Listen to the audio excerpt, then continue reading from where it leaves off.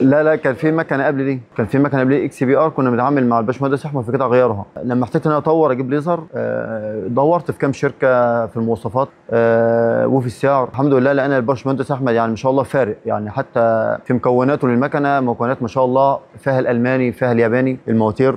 غير ان الباشمهندس احمد عنده تسهيل، يعني هو بيحاول يمشيك ما بيوقفكش.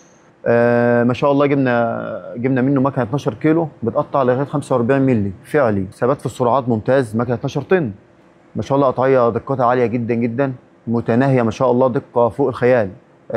غير ان مكنه قويه، يعني بنستخدم الهواء فيها لغايه 12 مللي وممكن 13 مللي، غير الاكسجين خالص. فما شاء الله المكنه ثابته وجودها معانا جدا، بقى لها دلوقتي 4 شهور ما شاء الله ثابته وجودها معانا جدا، مفيش اي مشكله فيها خالص. احنا مصنع الاتقان، احنا شغالين في جميع الالات الزراعيه، خصوصا في الفرامات بانواعها، فرامات القش والمخلفات الزراعيه عامه، الذره، المقاتير والقصبيات، اجهزه الضم، اجهزه الغله.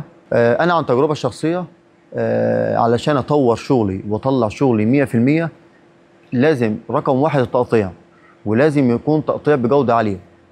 فطبعا عشان اطلع تقطيع بجوده عاليه فهو الفايبر ليزر، ما فيش تنافس، ولا ينفع احطه بوكا. انا كان عندي البلازما كانت شغاله بس مش جايبه لي الشغل 100%، لذلك انا طورت ما بين البلازما للفايبر ليزر، والحمد لله جايبين من شركه محترمه جدا، وشركه ما شاء الله ثابته وجودها في السوق. اتفرجنا على كام مكنه، اتفرجنا على مكونات المكنه، شيء ما شاء الله احسن من اللي احنا عايزينه كتير.